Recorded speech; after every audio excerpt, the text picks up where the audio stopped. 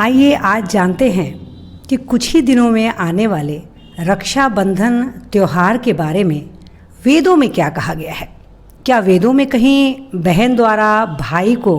रक्षा सूत्र बांधने की जो प्रक्रिया है उसके बारे में क्या कोई वर्णन प्राप्त होता है? तो हम देखते हैं कि वैदिक काल में प्रत्येक यज्ञ, पूजा और अनुष्ठान के अवसर पर कच्चे लाल या पीले रंग के सूत को व्यक्ति के कलाई में बांधने का प्रावधान प्राप्त होता है। प्रत्येक शुभ अवसर पर हाथ में पंडितों द्वारा रक्षा सूत्र बांधने की परंपरा का ज्ञान हमें वेदों में होता है,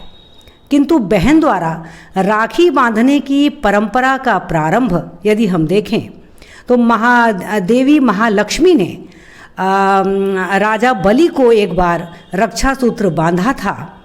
किंवदंती है कि उसी समय से बहनें भाई की रक्षा के लिए उनकी कलाई पर रक्षा सूत्र बांधने लगी और भाइयों ने भी बहन की रक्षा का वचन दिया। महाभारत में भी कथा आती है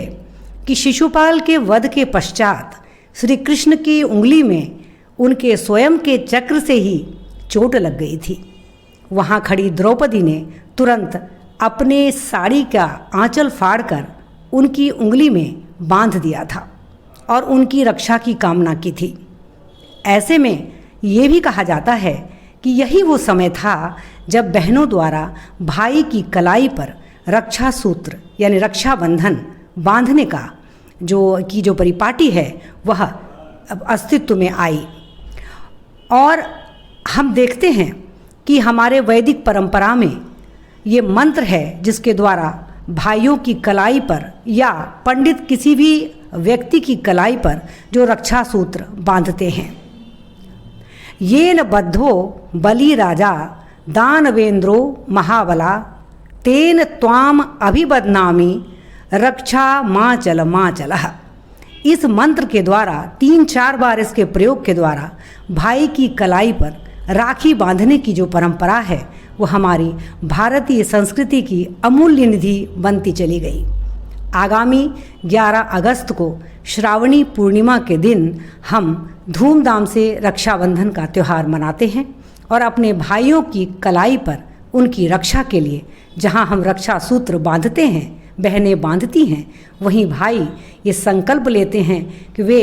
हर क्षण प्रतिपल प्रत्येक विडंबना में अपनी बहन की रक्षा करेंगे। तो रक्षाबंधन का ये पवित्र त्यौहार जहाँ एक ओर भाई और बहन के स्नेह और प्रेम का निदर्शन है, वहीं दूसरी ओर हमारी प्राचीन वैदिक जो परंपरा है, जो संस्कृति है, उस संस्कृति में प्रत्येक व्यक्ति की रक्षा के प्रति जो हमारा दायित्व है, जो हमारी भावना है, वो भी उमड़ कर सामने आती है। येन बद्धो बलि राजा दानवेंद्रो महाबलः तेन त्वाम अभिबदनामी रक्षे मां चलः। जिस तरह से उस बलि राजा को अपने बंधन में उस वामन देवता ने बांध लिया था, उसी तरह से मैं आपको अपने बंधन में बांधता हूँ। एक ऐसा बंधन जो परिपूर्णता के साथ मनुष्य को, सारे समग्र सृष्टि को स्वयं में समाविष्ट कर लेता है। एक बहन की भाई के प्रति भावना, उसकी रक्षा के प्रति जागरूकता और हमारी भारतीय संस्कृति में परिवार में प्रत्येक सदस्य के महत्व को दर्शाता ये रक्षाबंधन का त्यौहार वैदिक काल से भले ही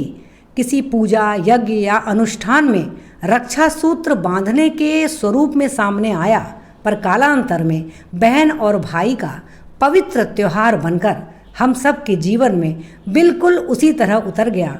जैसे कि जब शहद में जल मिलाने के बाद, शहद में कमल के या गुलाब के पत्ते मिलाने के बाद एक विशिष्ट सुगंध और एक विशिष्ट प्रकृति हमारे सामने उजागर होती है।